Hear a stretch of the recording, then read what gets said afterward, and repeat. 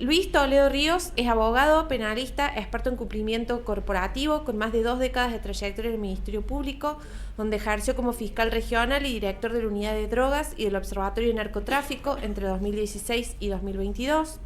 Actualmente es director del Centro de Estudios de Seguridad y Crimen Organizado de la Universidad San Sebastián.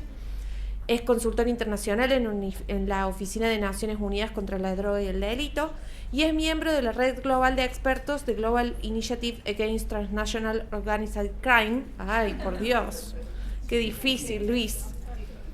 Es licenciado en Ciencias Jurídicas y Sociales de la Universidad Central de Chile y magíster en Psicología de las Organizaciones en la Universidad Adolfo Ibáñez. Ha desarrollado una sólida formación en Derecho Penal, Procesal Penal y Compliance, complementada con estudios en Políticas Públicas y Gestión Estratégica. Fue reconocido por su universidad como uno de los mejores titulados de su generación y ha liderado proyectos con instituciones como UNDOC y Colombo Plan. Además, ha sido ponente en seminarios nacionales e internacionales, colaborador en medios de comunicación sobre temas de seguridad y justicia y asesor en diseño e implementación de modelos de prevención de delitos en empresas en el sector privado. Yo, lo mismo que Nadia, además quiero que sepan que ellos están invitados acá por su currículum, digamos, y por su trayectoria, con lo cual se lo vamos a leer al currículum. Y Camila es trabajadora social, es máster en políticas públicas, se desempeña como investigadora del Centro en Estudios de Seguridad y Crimen Organizado de la Facultad de Derecho y Ciencias Sociales de la Universidad de San Sebastián y se ha desempeñado en el ámbito público y privado, entre los que se destaca su desempeño como coordinadora del Observatorio de Seguridad de la Municipalidad de Vitacura y asesora de la Subsecretaría de Prevención del Delito y jefa del Departamento de Crimen Organizado del Ministerio del Interior y Seguridad Pública de Chile. Ahora sí, los dejo a ellos para que expongan el Indicador Nacional de Crimen Organizado.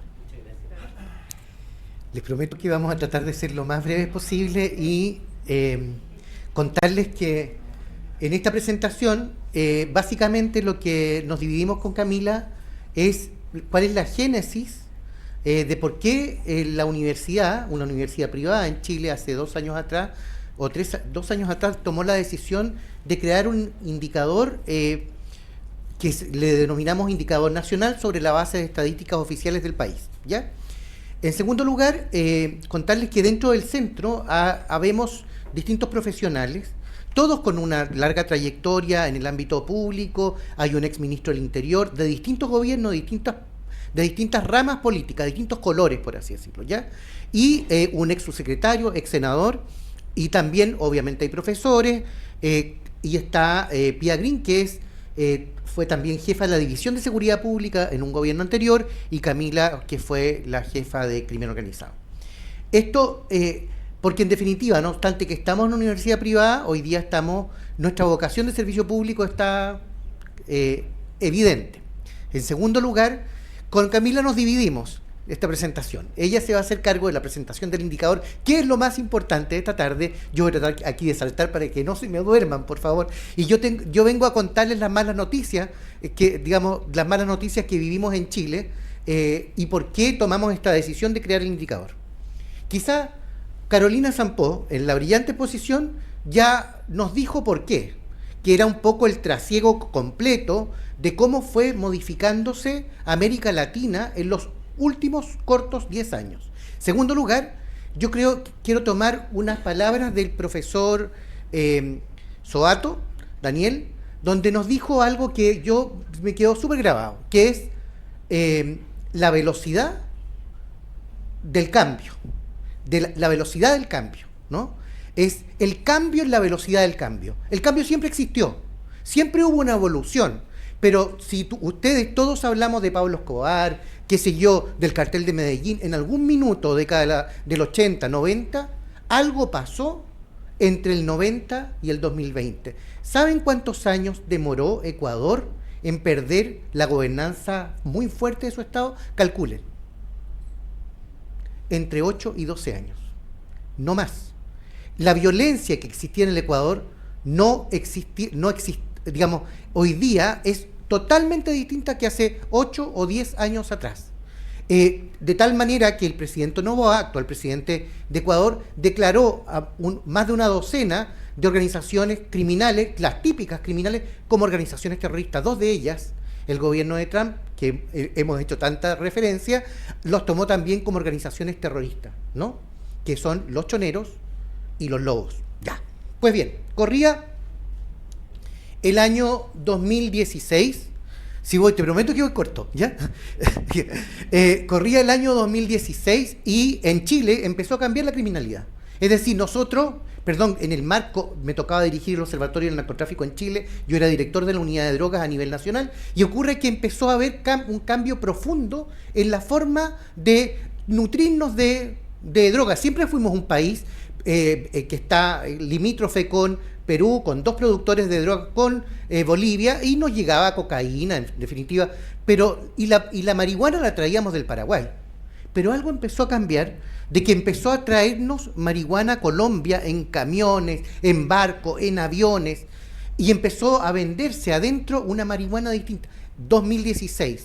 Y empezaron a comenzar mucha presencia de migrantes colombianos. No digo que no quiero asociar la migración con delincuencia, estoy hablando de nuevas formas de criminalidad, ¿ya? Y mucha violencia en esto. Pero vino la pandemia y todo cambió. La pandemia significó una tremenda oportunidad para las organizaciones criminales. Y ahí empezó a controlar la frontera una incipiente, el año 2020, a inicio del 2020, una incipiente organización que se autodenominaba el famoso Tren de Aragua. Y empezamos a conocer a sus líderes, el famoso Larry Changa, que para nosotros es famoso, que para ustedes no les dice nada, pero que fue uno de los creadores en Torcorón del Tren de Aragua. Y ocurre que también estaba qué sé yo, y había otro que se llamaba, qué sé yo, no sé, de apellido, que es Landaeta, un apellido italiano, también venía un segundo apellido italiano, que se autodenominaba el Satanás. Y empezaban a mostrar en las cárceles, con los videos, porque todos tienen celulares, en sus cárceles, en las nuestras, qué sé yo, muestran los videos con granadas. Y se amenazaban de una cárcel a otra cárcel. Y empezamos a darnos cuenta que había mucho tránsito de armas por la zona norte de Chile. Y les digo, ojo, porque se está pensando en hacer un corredor bioceánico, ¿no? Y eso va a ser una tremenda oportunidad para las organizaciones criminales entre nuestros países. Porque esto es un negocio. Todas las rutas del contrabando se empezaron a ocupar ahí. Bueno, ¿no les suena a ustedes un tal José Macías? ¿No? Sí, ¿no es cierto? El Fito Macías. El Fito Macías, líder de los choneros, hoy en Brooklyn, está hoy día con un pedido de extradición, lo tienen extraditado a Estados Unidos. ¿Y por qué se los pregunto que ustedes, por qué les suena?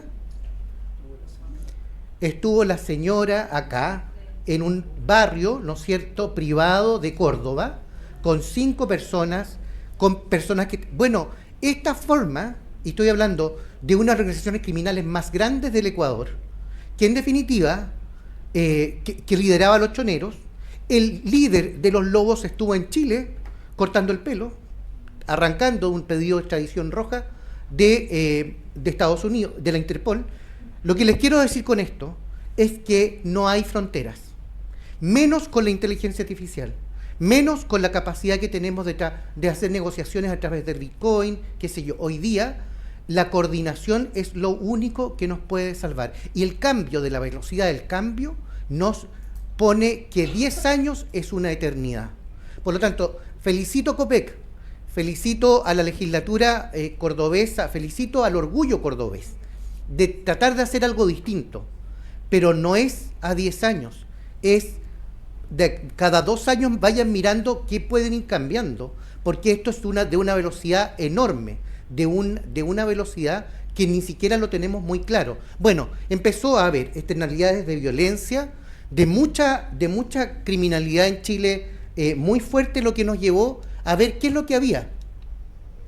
Bueno, más violencia, y ahí está los indicadores son más o menos relativos, porque en definitiva baja mucho en pandemia, pero esa paz pandemial, perdón que les diga, fue una paz mentirosa, porque en definitiva fue armarse para nuevamente empezar a nutrir sus propios negocios. Aquí lo que nosotros hablamos en Chile con los expertos dentro, que son organizaciones policriminales, ¿ya? Multidelictuales. Da lo mismo el negocio. No es prostitución, es trata de personas. Generalmente detrás de eso, por ejemplo, el Tren de Aragua. Es cierto, completamente adhiero a lo que dijo Carolina en torno a que su principal negocio es el secuestro, la extorsión y la trata de personas. Pero también trafica droga. Trafica un poquito de droga, microtráfico. Tráfico urbano, que le decimos nosotros. Y eso lo va a ver la policía provincial. Y no les va a sonar. ¿Saben cómo nos empezó a sonar nosotros? Porque en Chile no se consumía ketamina. Y la ketamina se empezó a mezclar con cocaína y empezó los chicos a meterse en el famoso tusi, un tusi falso que se creó en Colombia y que lo traía mucho el Tren de Aragua. Entonces, cuando empiezan a cambiar las drogas, empieza a cambiar también el mercado y es micro, al principio es micro, pero son formas distintas. Entonces, y no lo vimos. En 6 años la cosa cambió muchísimo. Ay, perdón, ¿cómo se hace aquí? Ahí. Empezaron a cambiar los delitos. Secuestros al principio entre ellos. Y la respuesta fácil para quienes vemos esto es, no importa, esto es entre drogas, no importa. Pero sí importa. Importa porque después se dieron cuenta que había un tremendo negocio detrás. Y el secuestro genera muchísimo dinero. Y empezaron el año pasado y el año antepasado a secuestrar empresarios. ¿Ya? Comercio. Al principio los migrantes no se denuncian entre ellos, pero después empezaron a secuestrar a otras personas. Y hoy día, este año, a un empresario, a un alcalde, extorsión, secuestro, en fin. Y los homicidios, que los homicidios no es un negocio para las organizaciones criminales. Es decir, que haya bajos homicidios no les dice nada. De verdad, que bajen los homicidios no, porque el negocio no son los homicidios. El homicidio es un mensaje a la organización distinta, que yo soy capaz de reaccionar con más violencia a lo que haces tú. Pero en el fondo el negocio es el tráfico, la trata, el secuestro, ese tipo de cosas. Y estas fueron las decisiones, digamos, y este fue el contexto, por eso le dije, yo les voy a contar las malas noticias, las buenas se las va a contar Camila, el contexto de por qué nosotros tomamos la decisión, ya fuera de nuestros trabajos públicos, dentro de la universidad, de aportar con algo, ¿ya? Y en definitiva, el GITOC, o GITOC, ayer, publicó el último ranking. Chile, ahí dice cayó 28, es mentira, cayó 30 con el nuevo dale, bueno, después. Segundo, nosotros empezamos a leer, o sea, a hacer encuestas a través de la universidad. Y esa encuesta se llama Chile nos habla y hacer preguntas sobre seguridad. Todo lo que se empezó a decir en la charla de la mañana, la charla de Carolina, de que la gente empezó a modificar sus conductas, es total. En Santiago de Chile, tú quieres ir a un restaurante y todo se termina muy temprano. La gente empezó a guardarse. ¿Te fijas? Los que tengan parientes, amigos en Santiago saben y se lo pueden decir, no, esto cambió, está difícil, qué sé yo. Y la gente se empezó a enrejar, qué sé yo, a tener mucho cuidado del traslado, porque no estábamos acostumbrados a este tipo de delincuencia que realmente ya no importa si te sacaban el celular. Antes tú lo entregabas, ¿no es cierto? Ahora tú lo entregas y te matan. Era de una violencia sin piedad, por así decirlo. Y todas las encuestas nacionales de seguridad urbana se empezaron a reflejar esta historia que les cuento. Esto significó claramente una mayor inseguridad que fue marcada. Hoy día es una reacción. En Chile no hay tanta victimización. No es que las personas, no es que existan más, incluso existen menos delitos que en otros países. El problema es que subir, como dijo Carolina, una tasa de 3 homicidios por cada 100.000 habitantes al doble, a 6, la sensación que te queda es que aquí quedó la escoba. Si estuviéramos qué sé yo, en Ecuador es 48 y se espera que este año llegue a 50. Un ex ministro del Interior de Ecuador nos decía, a través de internet, yo vengo del futuro. Quiero que entiendan que esto hay que darse cuenta ahora, porque si no, la pelea se pierde ahora, en este momento. Nos pasó en Chile algo parecido cuando veíamos el norte, Iquique, Arica, qué sé yo, ese problema es de ellos, ¿te fijas? Pero ocurre que el problema se vino corriendo hacia el sur, capital del país, y más hacia el sur, donde hay menos presencia policial. Y por lo tanto, mayor desconfianza institucional. La gente empezó a desconfiar completamente del Poder Judicial, de la Fiscalía, y yo creo que hay un tema que tiene que ver, que tenemos que poner mucho cuidado, que es la impunidad. Está bien, es cierto que, pero prisión preventiva no significa condena, estoy claro. Y peor es que la gente esté presa y luego terminen absuelta. Yo creo que hay un tema con la impunidad, que la gente ya no tiene la sensación de que el Estado es suficiente para reaccionar frente a este tipo de violencia, ¿ya? Eso, y la respuesta legislativa en Chile fue subir penas, subir penas, subir penas, subir penas. En definitiva, llegar pero si la respuesta estatal no era capaz de sancionar a todos, entonces había una sensación que finalmente se perdía la batalla. Y por último, aquí las dos preguntas, o las dos respuestas a las preguntas que se hicieron en la mañana en torno, efectivamente, que la gente empezó en todas las encuestas a decir que prefería perder su libertad a mayor seguridad. Y esta es la pregunta que nos enfrenta políticamente hoy día, es que en definitiva la gente, en su mayoría, la democracia se empieza a afectar. En definitiva, la gente prefiere un gobierno más autoritario o derechamente autoritario porque le devuelvan un patrimonio que era la seguridad. Yo, escuchando al doctor Sobato en la mañana, decía, esto no tiene vuelta atrás. Hay que pensar en un clic de que no vamos a tener la seguridad de hace 20 años atrás. Bueno, tenemos que anticiparnos, porque la única manera, y por eso quizás nos traen acá, es tener coordinación. La coordinación criminal existe hace mucho rato, y en la medida que podamos tener coordinación entre centros de estudio, entre universidades, entre legislaturas distintas, aunque conocer los fenómenos criminales de uno y de otro lado de la cordillera es importante, porque ellos se saben de memoria los negocios. Así es que, te dejo. Bueno, dentro de las estrategias que nosotros podemos rescatar, hay miles, ya nosotros acá solo vamos a enumerar algunas de las estrategias que en general se utilizan para enfrentar criminalidad organizada. Nosotros siempre mostramos este monito, no solo porque nos quedó, creemos, muy estético, sino también porque nos permite explicar algo de manera muy gráfica. Muchas veces nosotros vemos manifestaciones del crimen organizado en las calles, como por ejemplo comercio ilegal, consumo de drogas, prostitución, pero no necesariamente estamos tan conscientes que esas efectivamente son manifestaciones de criminalidad organizada y que existe una cadena logística atrás que va desde la ciudad, que traspasa fronteras, que requiere personas para este proceso de reclutamiento e instalación. Entonces también como pensar estrategias que no solo estén orientadas a esta última milla, donde uno ve la manifestación de criminalidad organizada, sino también que vayan en la lógica de la cadena que hay detrás de eso, ¿ya? Y en ese punto, perdón, me voy de nuevo para atrás, nosotros rescatamos al menos 6 dimensiones o estrategias que creemos que son importantes abordar a la hora de entender criminalidad organizada. Muchas de ellas también se hablaron en la mañana y durante todo el día. Estrategias de prevención social, situacional, policial son fundamentales para evitar que gente siga ingresando a la lógica de las organizaciones criminales. La prevención de niños, niñas y adolescentes es fundamental.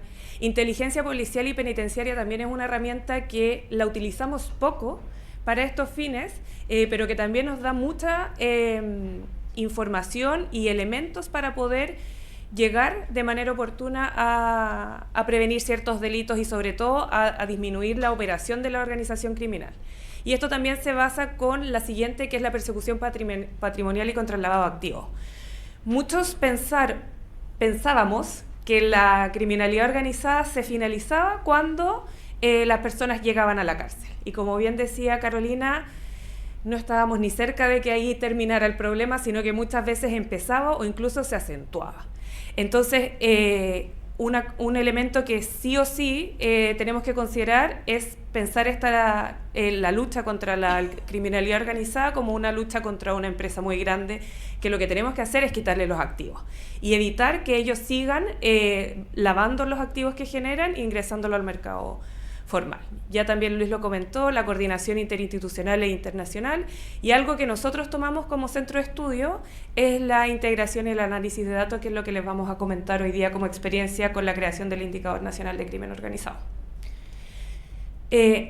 Nosotros teníamos distintas alertas en Chile, ya las comentó un poco Luis. El informe nacional de narcotráfico ya decía que había no solo el mercado de las drogas estaba operando en el país, sino que también se había diversificado. La alerta internacional, donde en el ranking que hace GITOC también habíamos empeorado nuestra situación. Empezaron a crear información especializada. El Ministerio Público Nacional de Chile empezó a generar un informe especial de criminalidad organizada. Incluso se generaron políticas públicas especializadas en temas de criminalidad organizada. Pero con toda esta información, nosotros nos preguntábamos como centro, bueno, pero ¿hay más? ¿Hay menos crimen organizado? ¿Cuánto más? ¿Dónde se concentra? ¿Cómo se distribuye a lo largo del país? Y estas fueron un poco las preguntas orientadoras que nosotros tomamos para la creación del indicador.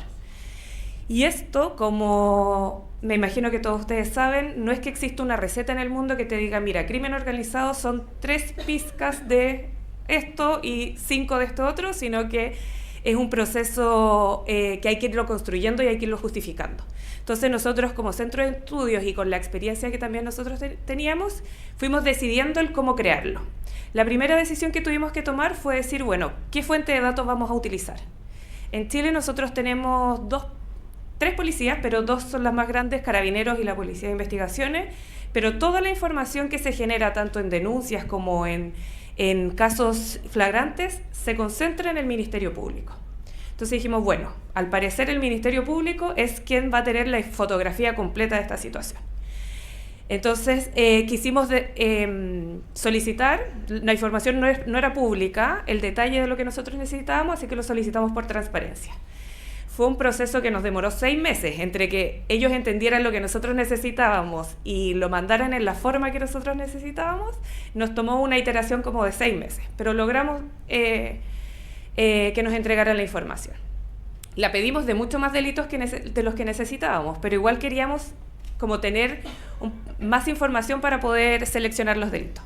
Entonces, con todo el catálogo de delitos que tiene el Ministerio Público, nosotros tomamos la segunda decisión, que fue decir, bueno, ¿cuáles son los delitos que nosotros consideramos que están asociados a criminalidad organizada? Y acá, como tampoco hay una lista de delitos, lo que hicimos fue definir criterios. En función a las definiciones internacionales de criminalidad organizada, hay ciertos elementos que son transversales. Por ejemplo, la gravedad de los delitos, que esté relacionado a mercados criminales, no solo drogas, sino trata de personas, tráfico ilícito de migrantes, contrabandos, armas, etc. Que haga uso de la corrupción, amenazas o violencia, que tenga carácter organizado y que tenga un potencial transnacional. Y esto fue algo que también fue curioso para nosotros, porque también teníamos discusiones internas, como el crimen organizado siempre es transnacional. Y después, viendo los datos, nos dimos cuenta de que no necesariamente. Nosotros en Chile tenemos casos de trata de personas que es entre regiones, no necesariamente traspasa la frontera. Por lo tanto, lo dejamos así como a nivel de carácter potencial transnacional. Ahora, con los 74 delitos que nosotros logramos seleccionar en función a estos 5 criterios, también nos enfrentamos a otra discusión, que fue, bueno, parece que no todos los delitos dan cuenta del mismo nivel de gravedad o de presencia de la criminalidad organizada, porque es distinto si es que hay microtráfico, o si hay homicidios, o si hay ciberdelincuencia, o si ya hay lavado de activos. Creíamos que daban cuenta de estados distintos. Entonces, lo que hicimos en ese sentido fue agrupar los delitos en dimensiones y generar un ponderador completamente discrecional por parte del equipo para compensar un poco esas diferencias técnicas que veíamos. La primera dimensión que definimos fue organizaciones criminales, que fue la que le dimos mayor ponderación. Y en esta dimensión nosotros agrupamos todos los delitos que tenían que ver con asociación ilícita, asociación criminal, lavado de activos. Porque Indudablemente, esas sí tenían que ver con criminalidad organizada y eran el estado más grave, por así decirlo, de que una organización criminal ya está asentada, ya está lavando activos, ya se está organizando y creíamos que era lo más, lo que más mayor podría pesar. Ahora, también dividimos los mercados criminales en otras 4 dimensiones. Dejamos solo lo que tiene que ver con drogas, armas y contrabando, porque eran los delitos que al menos en Chile eran más prevalentes. Entonces, droga siempre, no solo en Chile y históricamente en la región y en el mundo, son los delitos más prevalentes, por lo tanto lo dejamos con mayor ponderación, pero después armas, contrabando y otros delitos organizados los dejamos con 0,13, ¿ya? El ponderar significa que cada delito lo vamos a multiplicar por ese ponderador, ¿no? Y ahora, lo que nos pasaba con estos elementos era que teníamos menor posibilidad con el dato que nosotros teníamos. Nosotros somos un centro de estudio privado, entonces no era que teníamos el detalle de cada delito con todas las características que uno se imagina, de cuántas organizaciones tenía, no, o sea, cuántas personas habían cometido el delito, eso, no, teníamos lo básico, como pasó este delito en este lugar este año. Entonces, no podíamos discriminar, por ejemplo, si los delitos que nosotros incluimos en violencia asociada al crimen organizado, que era homicidio, secuestro y extorsión, eran necesariamente por organizaciones criminales. Ahí podrían estar también los homicidios que se daban en contexto de violencia interpersonal. Entonces, al no poder discriminar eso, quisimos hacer o controlar ese efecto con un ponderador menor, ¿ya? Hemos estado intentando ver cómo podemos precisar el dato y en general en Chile se logró establecer una cifra de homicidios que realmente clasifica por tipo del motivo. Pero si nosotros incorporamos ese dato, renunciamos a todos los datos frustrados. Entonces ahí está como el trade-off entre, bueno, ¿lo incluimos o no lo incluimos? Ya, con esas decisiones lo que hicimos fue finalmente, generar el indicador con 2 expresiones distintas. Por un lado, queríamos ver cuál era la frecuencia ponderada de delitos asociados al crimen organizado, es decir, dónde estaba concentrándose la mayor cantidad de delitos ponderando por la gravedad. Esto no solo nos iba a permitir ver dónde podríamos focalizar acciones que vayan a disminuir el número global, sino también al establecer la tasa ponderada a cada 100.000 habitantes, nos iba a permitir ir comparando territorios con distinto tamaño poblacional, ¿ya?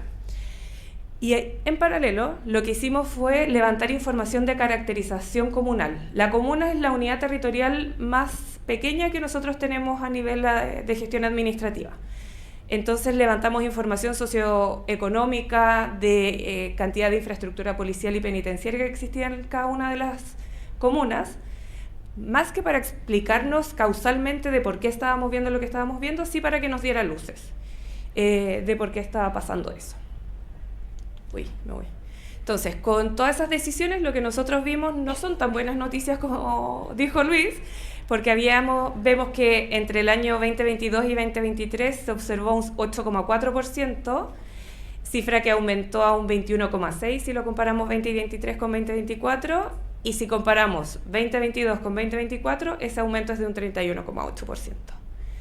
Y algo que no estaba tan distinto a lo que nosotros habíamos visto, que drogas es lo más prevalente, seguido por armas a nivel nacional, pero donde se generaron los mayores aumentos fue en corrupción, ciberdelincuencia y delitos asociados a armas. Ahora, al hacer este análisis también hay que intentar entender cuál es el contexto que podría explicar esto. El tema de corrupción, durante el año 2024 empezaron a entrar en vigencia muchas leyes asociadas a la corrupción. Una de ellas, el tema de los ingresos de celulares en recintos penitenciarios. Entonces, ese dato pasó de 0 a 1,5 millones. Entonces, eso también explica mucho ese aumento. O el tema de armas, por ejemplo, que si bien ha aumentado, también empezó a regir un nuevo reglamento de fiscalización de armas, que era mucho más exhaustivo. Entonces también nosotros creemos que este tipo de ejercicios es importante para ir monitoreándolo, pero necesariamente hay que ir complementándolo con lo que pasa no solo a nivel nacional, sino también a nivel de las comunas y otro tipo de estudios que permitan explicar también esta diferencia. A nivel regional, obviamente, si nosotros mirábamos solo el total de delitos, las regiones más grandes concentraban la mayor cantidad de delitos ingresados. En general, todas las comunas del país aumentaron la cantidad de delitos ingresados, a excepción de Tarapacá, que es donde tenemos uno de los pasos fronterizos que ha estado más en el foco mediático, porque es donde hay mayor ingreso irregular. Por lo tanto, mucha de la oferta pública se ha enfocado a poder manejar esa situación. Para poder compensar un poco el efecto que tienen los distintos tamaños de las regiones, quisimos promediar, hacer el promedio comunal de frecuencia ponderada, y ahí veíamos que mucho se centraba en la zona norte y en la zona centro del país. Y si hacíamos lo mismo con la tasa ponderada, ya la macrozona norte se enfocaba en la mayor cantidad de delitos. Esto nos permitió hacer un ranking de todas las comunas del país en función de tanto frecuencia ponderada como tasa ponderada cada 100.000 habitantes, y con todo eso nosotros creamos 2 productos. Un informe donde sale todo el detalle metodológico, como esto es una metodología que no existe, que nosotros la inventamos, quisimos ser súper como abiertos de cuáles eran todos los pasos que habíamos tomado para justificar nuestras decisiones. Y además creamos una plataforma interactiva que es de libre acceso, donde cada uno de los municipios, gobernadores, etcétera, puede ingresar y ver la posición que tiene en su comuna. ¿Qué conclusiones sacamos con este ejercicio a nivel de crimen organizado? Lo primero es que ha aumentado sostenidamente. Lo segundo es que los delitos de corrupción, ciberdelincuencia y armas son los que más han aumentado, que si bien la prevalencia está en la macrozona norte, la macrozona sur del país es la que ha registrado mayor aumento. Y en términos del indicador propiamente tal, nosotros creemos que es una herramienta de utilidad no solo para comprender la magnitud del fenómeno, sino también para ir monitoreando su evolución y su distribución territorial. Que este tipo de herramientas nos permite ir generando estrategias diferenciadas. Por ejemplo, si yo quiero disminuir delitos, quizás voy a ir a esos sectores donde hay mayor frecuencia ponderada, pero si yo quiero trabajar, por ejemplo, percepción de temor, voy a ir donde esos delitos tienen mayor incidencia dentro de la población. Creemos que también este tipo de herramientas promueven el uso de evidencia en las políticas públicas y orientan la toma de decisiones, y que tenemos 1.500.000 oportunidades de mejora de este indicador. Y de hecho, cuando lo presentamos, invitamos a todos los centros de estudio y a nuestras instituciones pares a que también nos den feedback. Como no existe, queremos ir mejorándolo para que cada vez sea más preciso, y cómo también se puede ir asumiendo las faltas que tiene el sistema. Ahora, ¿qué efectos ha tenido? A nivel político, en general hay muy buena recepción del indicador. Se valora el contar con más información para la toma de decisiones. Obviamente hay algunos municipios que en el ranking se ven más afectados, que también les cuesta poder hacer propia esta información. A nivel de la academia también, muy buena recepción. También estableciendo líneas de colaboración, no solo con las universidades en Chile, sino también universidades afuera, nos ha abierto puertas. A nivel internacional, bueno, estamos aquí por esto, nos ganamos un premio muy orgullosamente, como en términos de innovación tecnológica para estos fines. Eso, muchas gracias.